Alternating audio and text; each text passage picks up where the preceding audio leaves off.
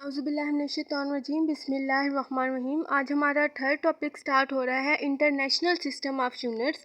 इससे पहले मैंने आपको बताया था फ़िज़िकल क्वांटिटीज़ के बारे में कि कौन कौन सी होती हैं, उनको किस तरह से एक्सप्रेस करते हैं, उनको मेजर किस तरह किया जाता है।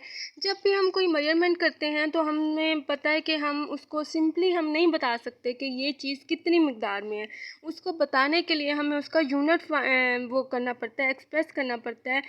जैसे मैंने आपको पहले ही बताया था कि हम किसी चीज़ की लेंथ फाइंड करें तो उसके लिए हम कहते हैं 24 सेंटीमीटर। 24 खाली अगर मैं आपको नंबर बताऊं तो आपको पता नहीं लगेगा कि 24 क्या है, ठीक है। तो हम लेंथ को फाइंड करने के लिए, लेंथ बताने के लिए मैं आज जब साथ कहूँगी कि सेंटीमीटर, तो आपको ईज़िली समझ आ जाएगी कि सेंटीमीटर क्या है, उसका यूनिट है।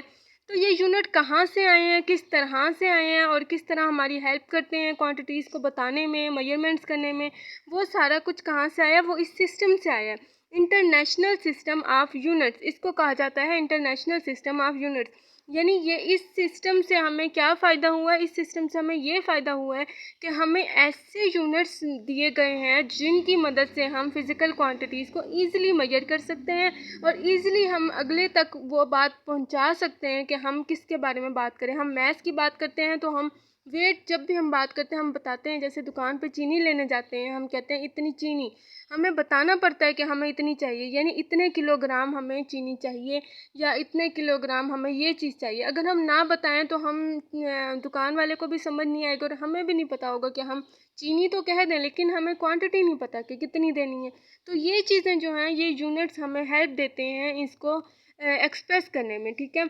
तो सबसे पहले तो आपके पास यहाँ टॉपिक में दिया हुआ है इंटरनेशनल सिस्टम ऑफ यूनिट्स। अब आपको यहाँ मैं डेफिनेशन बता देती हूँ जो कि मेरे पास मैंने लिखी हुई है, यहाँ पे देखें। International system of units definition आपके पास है।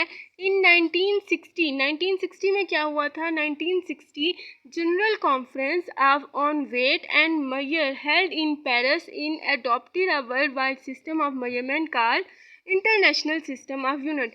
वो ये कह रहे हैं कि 1960 में 11वीं जनरल कॉन्फ्रेंस हुई थी। किसके बारे में हुई थी, उनका मेन टॉपिक क्या था, वो था वेट एंड मेजर, ठीक है।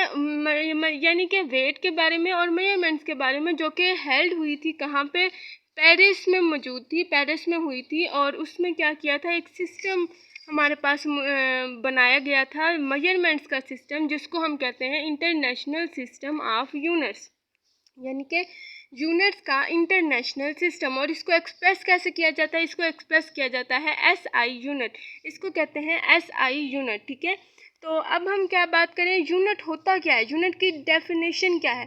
A unit is a number which express the ratio of magnitude of physical quantity. Unit आपको असल में बताता है कि आपकी जो फिज़िकल क्वांटिटी है उसकी रेशो क्या है, उसका मैग्नीट्यूड क्या है, ठीक है, to the magnitude of the other quantity called standard. जो हम जैसे हम एक्सप्रेस करते हैं दूसरी क्वांटिटी के बारे में, वो हम क्या कहते हैं कि उसको हम कहलाता है वो स्टैंडर्ड। यानी कि यूनिट जो है एक ऐसा सिंपली नंबर है जो आपको किसी स्टैंडर्ड क्वांटिटी के बारे में मैग्नीट्यूड का बताता है, ठीक है।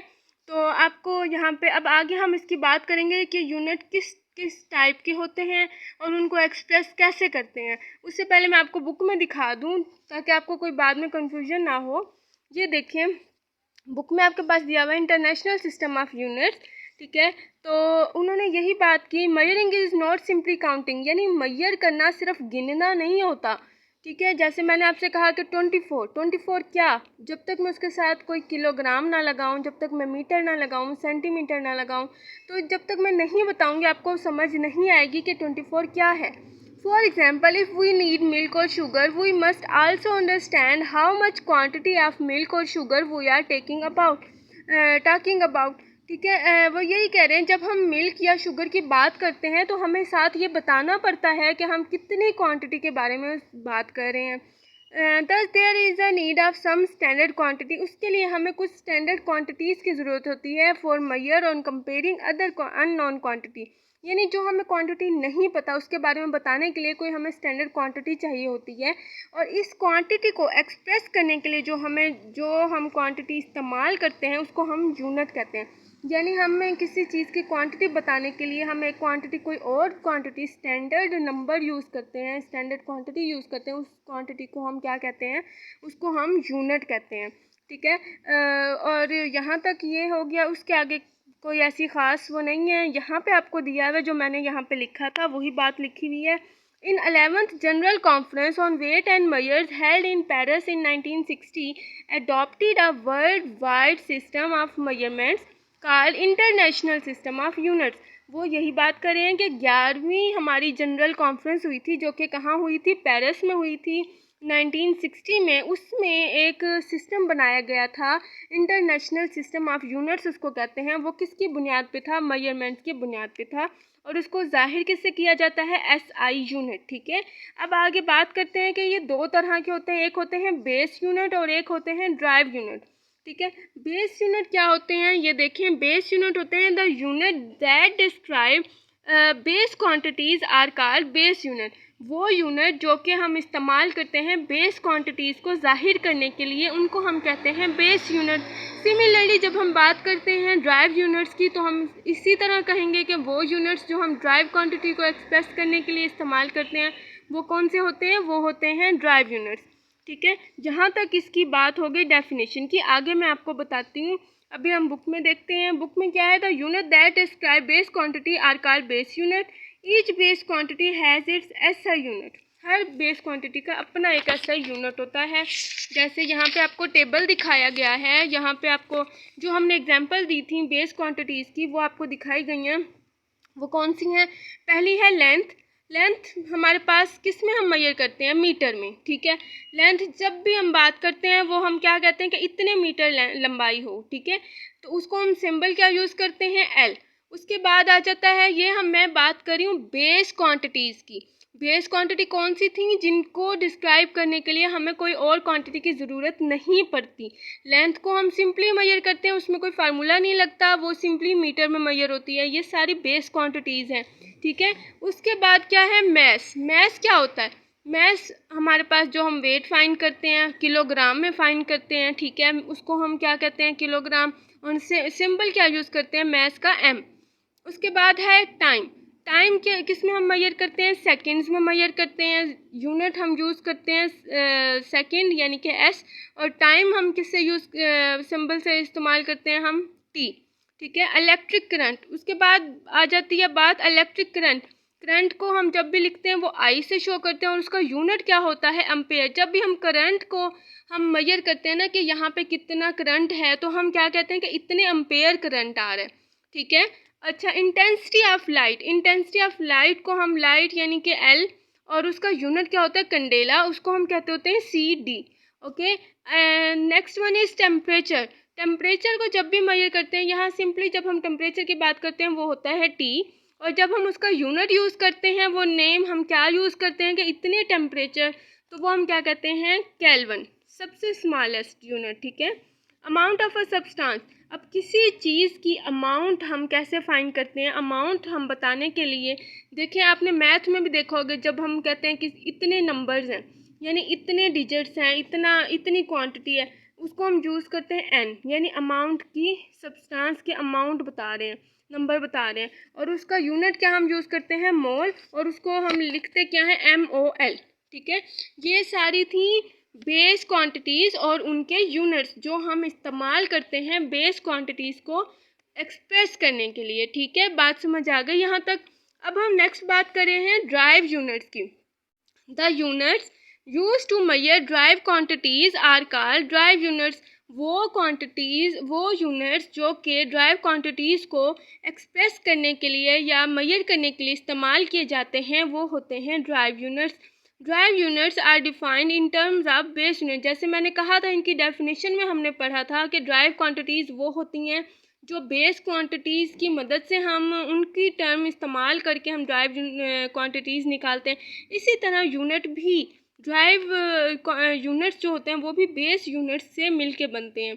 ठीक है। अब आगे उन्होंने कुछ एग्जांपल दी हैं, ये छोड़ दीजिएगा क्योंकि सारी नीचे टेबल में एक्सप्लेन की गई हैं। ठीक है। तो वो ही मैं आपको बता देती हूँ। ये जो थ्योरी दी हुई है, जैसे ये लिखा हुआ है, speed is defined as distance covered in unit time. तो ये यहाँ पे उन्होंने डायरेक्ट करके बताया हुआ है, कुछ चीज़ें नहीं बताई वो मैं आपको अलग से बता देती हूँ ताकि आपको कोई मुश्किल ना हो। जब आप इसको पढ़ेंगे तो आपको ईज़िली समझ आ जाएगी, ठीक है। और यहाँ पे अब आप देख लें, ये टेबल दिया गया है आपका ड्राइव क्वांटिटीज़ का और उसके यूनिट्स का, ठीक है। तो ड्राइव क्वांटिटीज़ हमारे पास सबसे पहली उन्होंने बताई हुई है स्पीड। स्पीड को हम जाहिर करते हैं v से, ठीक है। वेलोसिटी भी कहते हैं इसको। और दूसरा इसका हम फार्मूला क्या होता है, मीटर पर सेकंड, यानी मीटर पर सेकंड, मीटर को हम शो करते हैं m से और सेकंड पर सेकंड है इसलिए ऊपर क्या आ जाता है -1। ये मैं पहले ना आपको निकाल के बताती हूँ कि यहाँ पे ये सारे निकले हुए कैसे हैं ताकि आपको कोई मुश्किल ना हो, फिर मैं आपको ये दिखाती हूँ। तो यहाँ पे आप ड्राइव यूनिट्स देखें, पहला हमारे पास था, हमने बात की थी स्पीड की। तो स्पीड की किस तरह से है, स्पीड का फार्मूला होता है डिस्टेंस ओवर टाइम। डिस्टेंस हम मेजर करते हैं मीटर्स में, तो हम यहाँ पे लिख देते हैं m, और टाइम क्या होता है सेकंड, यानी कि मीटर पर सेकंड। इसलिए यहाँ पे जो चीज़ नीचे है जब हम उसको ऊपर लेके जाएंगे तो हमारे पास साइन क्या हो जाएगा, इन्वर्स आ जाएगा, मीटर पर सेकंड हो जाएगा, ठीक है। The next one is acceleration. Acceleration आपको पता है वो होता है स्पीड या वेलोसिटी, दोनों एक ही बात है, कॉमन है, कोई इसमें डिफरेंस नहीं है। तो वेलोसिटी ओवर टाइम या स्पीड ओवर टाइम, ठीक है। तो हम स्पीड का फार्मूला हमारा क्या था, मीटर पर सेकंड बस, और टाइम क्या होता है सेकंड, तो नीचे सेकंड लिख दें, ऊपर मीटर पर सेकंड लिख दें। जब हम इसको खोलेंगे तो हमारे पास क्या हो जाएगा, ये हमारा साइन चेंज होकर इन्वर्स में आ गया, -1 हमारे पास क्या बन गया, -2। ये हमारा फार्मूला बन गया एक्सेलरेशन के लिए, ठीक है। उसके बाद आपके पास सिंपली वॉल्यूम तो हम मेजर करते हैं मीटर क्यूब में, ठीक है। उसके बाद था फोर्स। फोर्स का फार्मूला होता है mass multiply by acceleration, F = ma। Mass आपको पता है हम किलोग्राम लिखते होते हैं, यूनिट यूज़ करते हैं किलोग्राम।